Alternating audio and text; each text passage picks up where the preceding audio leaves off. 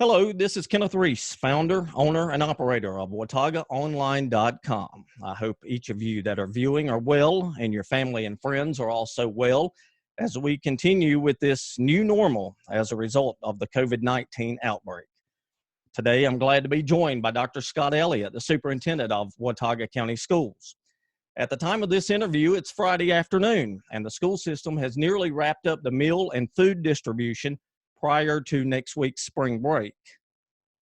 I say nearly because distribution will still take place at Hardin Park and Brushy Fork Church this afternoon, and we'll talk more about that coming up. But first things first, hello, Dr. Elliott. Thanks for joining me today. Hey, Kenneth, good to see you. How are you? Good to see you as well. I'm like everybody else, hanging in there. And since we're on the topic of meals, let's just go ahead and start there. Let's talk a little bit about how much work and planning has gone into this, and then some of the numbers that you have of the total number of meals you've put out. Yeah, thank you for asking. That is certainly where we're putting a huge emphasis right now.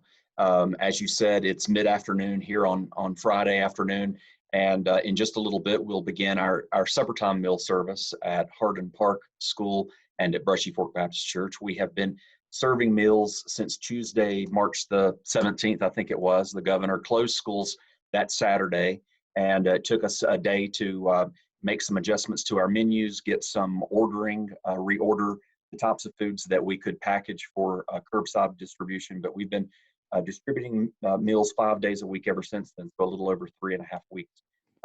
Just looking at our numbers so far today, by the time today is over with, I think we will have distributed over 80,000 meals. My goodness, 80,000 meals in a month's time. It'll be a month next week that school's closed. That's unbelievable. That's right. So as you've well publicized in your outlets, and thank you for the good information that you've shared throughout the community, every day in each meal packet, there are 2 meals for each child, a breakfast and a lunch, or a dinner and a breakfast for the next day.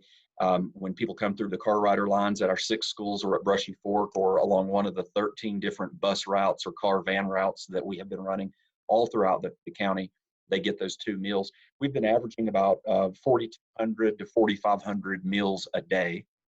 But today, as you said, we're kind of doubling up, or even more than that. In addition to today's meal, children are getting 3 more days worth of meals. So today alone, we'll distribute 17,000 meals. And it's been all hands on deck. We have 30 folks in our child nutrition program, the folks who work in our cafeterias every day, but it has been teachers, assistants, and bus drivers, and principals, assistant principals, folks from my office, and me also out there helping to pack and distribute those meals. It's been a labor of love, but it has been very, very hard work for those folks in our school cafeteria. I just can't say enough about what they've done. We also have some community members, some churches and local businesses that have raised some money, and they've gotten together some food. They'll be at our school sites on Monday and Tuesday next week, the Monday, Tuesday after Easter, and they'll be distributing food on a first come, first served basis. Not as many meals as we're able to distribute, but some.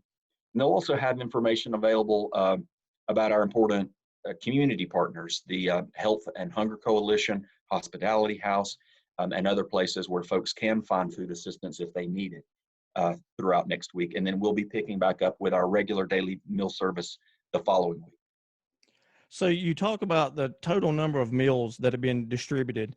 We also need to back up a little bit and remind folks that not all of the current distribution locations were open that first week. That's right. And remind me of that. In the second week, it was really the third week that schools were out, but the second week of distribution, that's when you added Valley Cruces and Watauga High School. And Watauga High School. Yep. So as many people know, the child nutrition program is highly regulated by the federal government and by the state government, and it exists as an enterprise fund, which means that it has to fund itself. But there was such overwhelming demand after that first week that the federal and state regulators saw that need existed and loosened up some of the regulations about where we could distribute food from. So we started that week with the other school sites And by the beginning of the next week, we started with the high school and Valley Cruces School, and those have both been very strong sites. The high school has been a hub for the meal deliveries to the Parkway and Blowing Rock districts, because those are the two schools where we are not able to serve food. We would if we were allowed to, but because of the regulations about how many children qualify for free and reduced lunch, we're not able to do Right. that. But even still, we're running multiple buses out into those parts of the community. Like I said, I think we have about 13 routes that we're running right now. So that program you talked about, the funding for it, is that where the money from school, regular school meal prices, and then I guess funding from the state goes into that program? Yes, so the federal school lunch program, funded by the federal government, and the money goes to the states and then distributed out to the schools, is based on the number of children who participate in the free and reduced lunch program. And in Watauga County, we have about 30% of our children who participate. We have some schools that are over 50%, but Wow. countywide, it's around 30%. And that is a reimbursement program. So, and that is how the federal government regulates what is in a complete meal and the different nutritional aspects of those meals. But it does not fund our child nutrition program. That alone does not pay all of the bills when you look at the salaries and the cost of the food and all that goes into it. So it's the normal full pay meals and meals that are purchased by our staff, plus the extra items that sometimes students can purchase in the cafeteria that really help the program to break even. So we fully anticipate that we are running a significant deficit in the program right now, and we are prepared to make some other cuts to be able to fund the program. And we also anticipate that there may be some additional funding coming from the state government to help us to provide the program. But regardless, we're going to continue to feed children for as long as we're able to do it. And I didn't want to get too into the weeds in on that, but I think a lot of folks, and rightfully so, I mean, they don't quite understand how all of that works, because Sure. there again, that we've never, most of us, I guess, in our lifetimes, have never had to go to school and pick up meals or have meals delivered. And I can tell you from firsthand knowledge, when I see what is in the meals on a most daily basis now, it has come up in my mind, you know, where did the money come from to make this happen? So that Yeah. explains that part.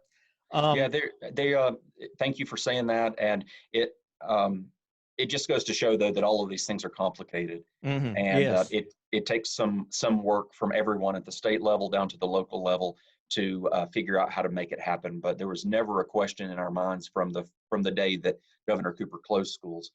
We never doubted for a moment that we were going to do this. We knew we would be feeding children. We actually just didn't know how many we would be feeding. It's been a great surprise, but also just goes to show what the need is out in the community with so many people now unemployed or laid off or their Hmm. wages being cut.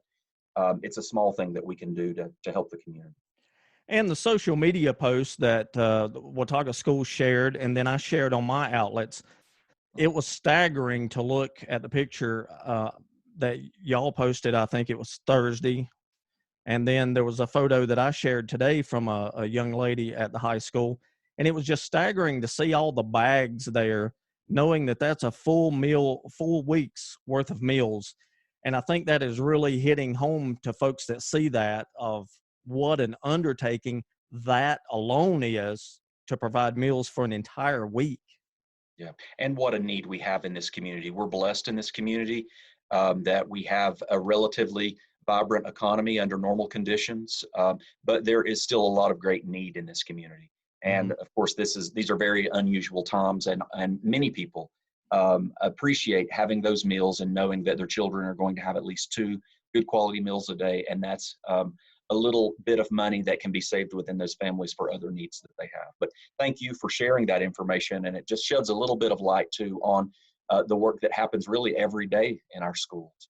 And those 30 child nutrition employees. We currently have about 110 people though making that happen every day. Wow. And they're working hard. And I want to say again just how much I appreciate this team and all the support that we've received from the community. And one more thing about the meals, and then we'll move on. I would think, I mean, you just talked about the number of employees and what a task that is each week.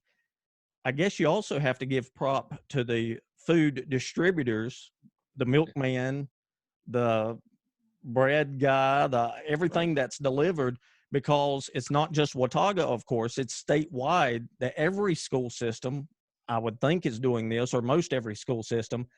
So I guess, have we been lucky that there's not been a shortage of milk and that kind of thing for Watauga schools or other schools to have? We are very lucky, but we are also very fortunate that we have a very skilled and very hardworking director of our student nutrition program, Monica Bolick. She is a very skilled professional and very business minded, but also has a huge heart for kids in the program.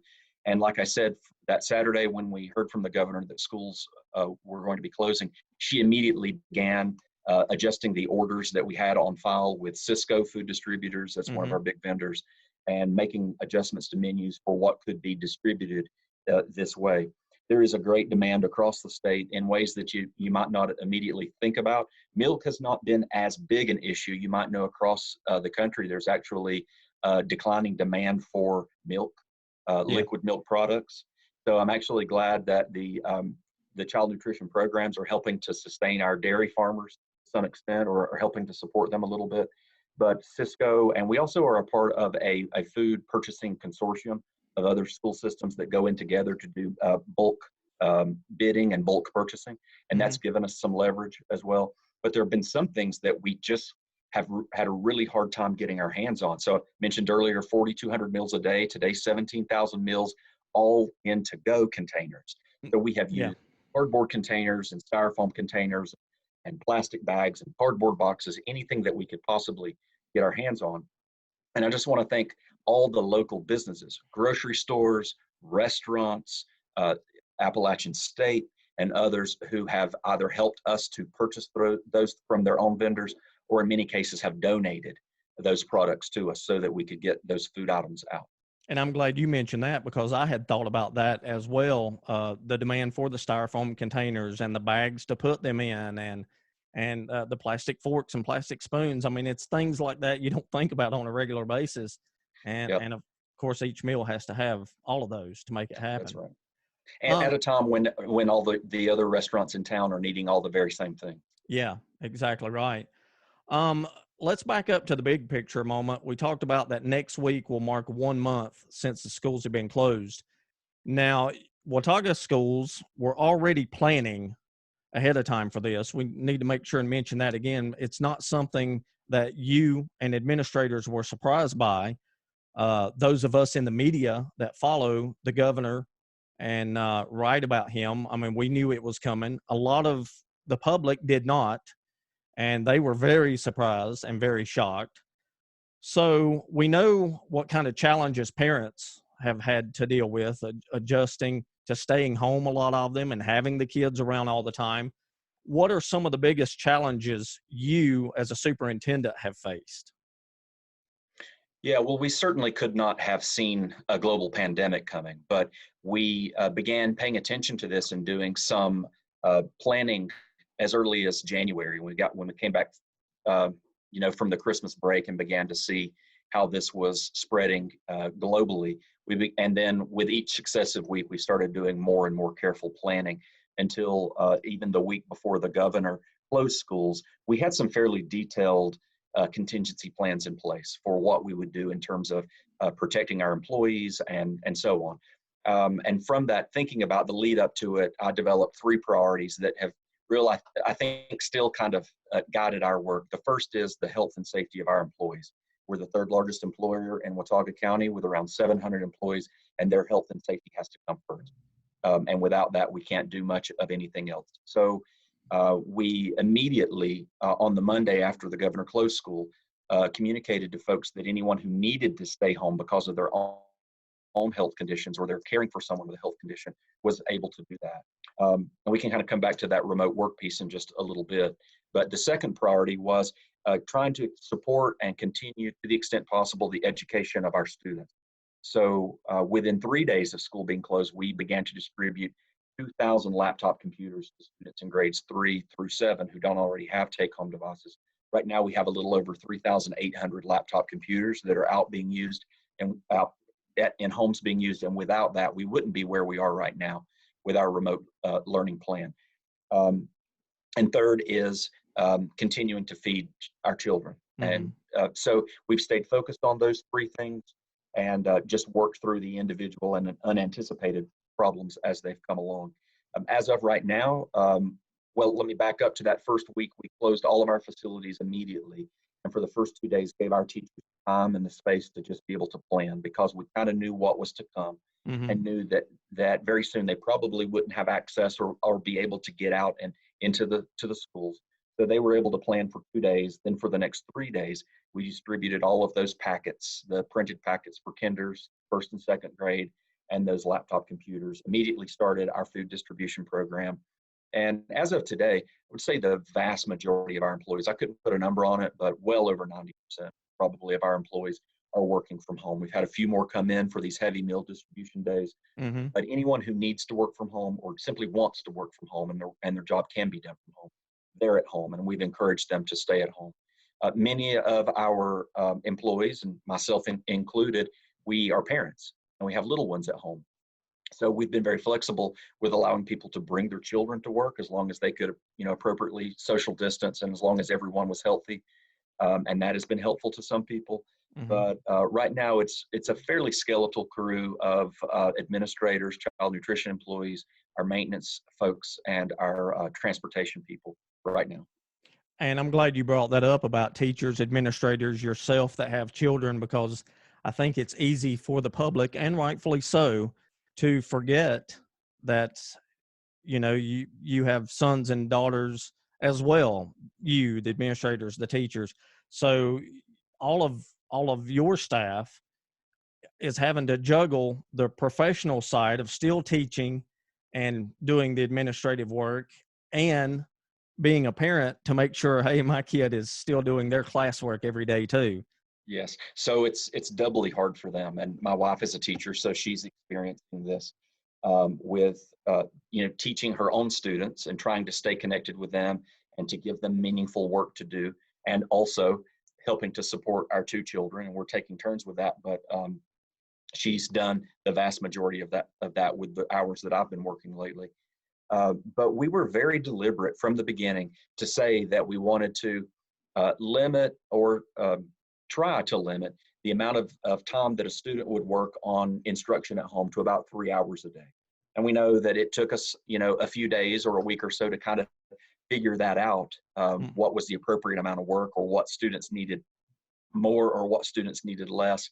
But the other part of that was to define the times that teachers would be available to their students from 8 a.m. to 12 p.m. One of the reasons I did that was also to try to encourage keeping some routine for all of the children at home. I hope we will get back to school on May the 25th. I don't know if we will, but if we do, it would be very hard for children to have stayed home for 6 weeks and slept until 10 a.m. But the other reason was I don't expect our teachers to be available 24/7 to their students, answering emails or having live meetings like this, which they've been doing a lot. And for the first week or two, they were doing them early in the morning or 7 or 8 o'clock at night, and then also not able to take care of themselves and take care of their own children. So we're just trying to keep it all in balance and take care of our team and make sure that we're also checking in with our families and students and just trying to be flexible with each other.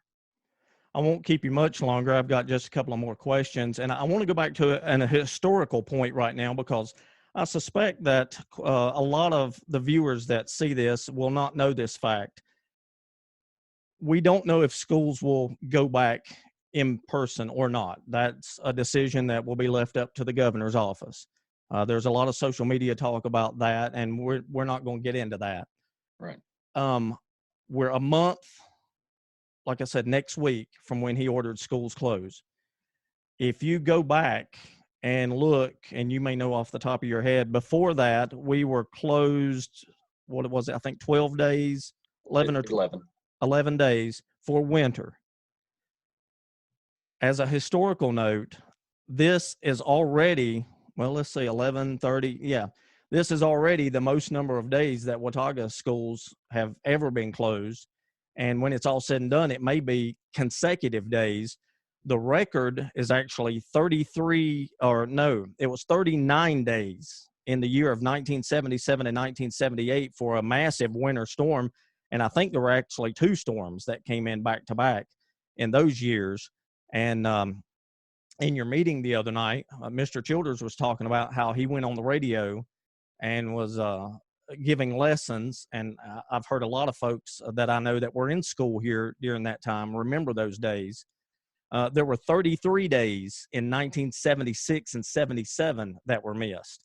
And the reason I bring all that up is that begs the question now, what will we do moving forward, even though that's an unknown? Obviously, you and your staff have to plan for all the what ifs.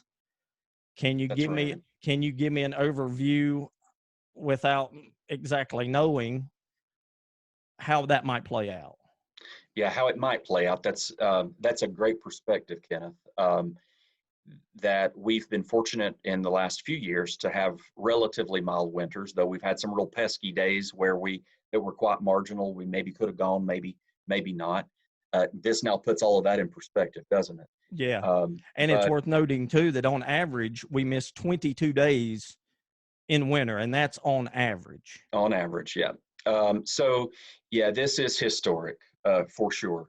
And so, again, just hypothetically speaking, we don't know. We hope that students will be back in school with us in May. I said 25th earlier, I meant 15th, but May the 18th, I believe, is that Monday. But we need to be realistic and be prepared for the possibility that we won't. And I want my children back in school. I want everyone else's children back in school, but we need to be prepared that the governor and Secretary Cohen and others who are looking at this from a public health perspective might decide that that's not in the public's best interest. If that happens, what that will mean, if you think about it this way, is our children will have missed a quarter of the school year. Wow. The last 25% of the school year. We ended right after the end of the third quarter of our school year. So that's significant. It has impacts for our seniors, for their graduation and credits. It has significant impacts for our students who are currently in 9th through 11th grades in terms of their credits. And we're working with the state on some policies to give us and our students as much flexibility as possible with that. But it also means that not just next year, but the next few years are going to be different in terms of catching up. Think, for example, just about math and a student who might have been in a high school math course and only made it halfway through the curriculum. Well, their teachers are working really hard with them right now and trying to introduce new material where they can, but it's not the same as being in school every day.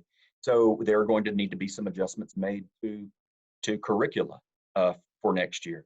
We also are worried about the students who may be now kind of falling behind. Some of what we would normally see as learning loss during the summer just gets exacerbated.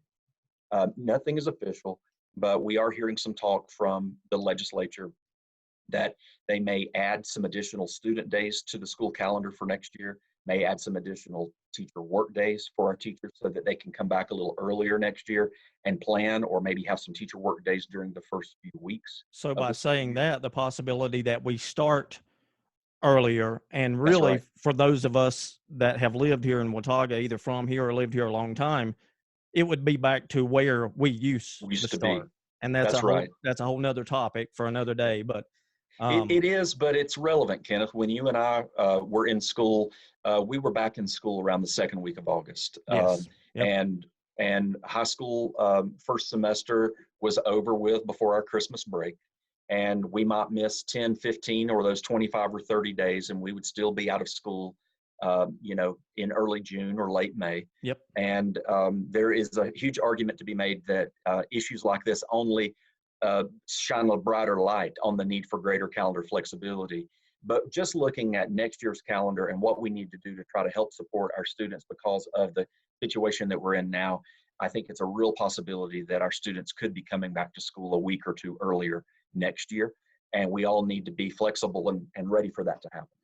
Well, and there again, there's a lot of wait and see. I mean, not just with education, but with everything, because as you said before, all of this will really be mandated from Raleigh, what the governor does and his staff. And and it's really just a big wait and see game for all of us, unfortunately. But I think the good news is when this passes, I think there's going to be a lot of positives come out of it. And I think, especially for the educational system, not that you want to do remote learning all the time, but I think we're going to find some real positives for our mountain counties, for the rural counties, that maybe we can start making more inroads in that That's route. right. This is a terrible situation for us, for people's health, for those who have lost loved ones, for the local economy and people who are suffering financially. But there will be some silver linings that come out of this. There will be for us in education, which I think, as you just said, we will have learned by necessity that we are capable of doing so much more with technology than we first thought possible. And I have been an advocate for using technology or remote learning to help to replace some of our snow days. And so I think that you're going to see, now that we've lived through this for a little bit, that our teachers and parents feel a little bit more confident about that. It will never replace all of the days that we are out of Sure. school. It's not the same as being in school with a student and a teacher face to face, but it could help, and help to maybe keep us from having to make up all of our days. I think that there are some other silver linings, which is that we now see the great inequities that exist within our community in terms of who has access to broadband internet or cell phone coverage. I would say probably about a third of our students, when surveyed 2 years ago, said they do not have access to broadband internet in their home. And so that's been a huge challenge for us, and it's true all across the state. And as we started this conversation and talking about food, food security or food insecurity is something that certainly we're seeing, brought into focus right now. We also see that while technology is allowing us to do a lot of things we couldn't do before, I think we come out of this with a greater appreciation of our human interactions with each other, and the importance of our public schools, and what our public schools are doing right now to support and lift up our whole community. And I think that's very well stated. I appreciate your time today. You are a busy, busy man, even with the children not being in school. A lot of your work, it doesn't stop. And like you said, you've got all kinds of new challenges as with your counterparts across the state that are superintendents as well. Anything in closing you want to leave us with today? Just a thank you. Thank you to you, Kenneth, for all that you're doing to help keep our community informed and aware of all the resources that are out there. Thank you to the parents who've been extremely gracious and flexible with us, and to the students. We miss you so much, and we want you to see you back in school as soon as possible. And then just every chance that I get, I just want to say a word to our Watauga County Schools team, just how much I appreciate them. They are heroes to me. I love them very much. And I just hope everyone is able to be happy and healthy, and enjoy some downtime over what would have been our spring break. And just know I appreciate all of you very much. All right. Thank you again. That's Dr. Scott Elliott, Superintendent of Watauga County Schools. Again, I'm Kenneth Reese, the founder, owner, operator of WataugaOnline.com. Thank you for taking time to watch this today, and we continue to wish you and your family the best in this new normal.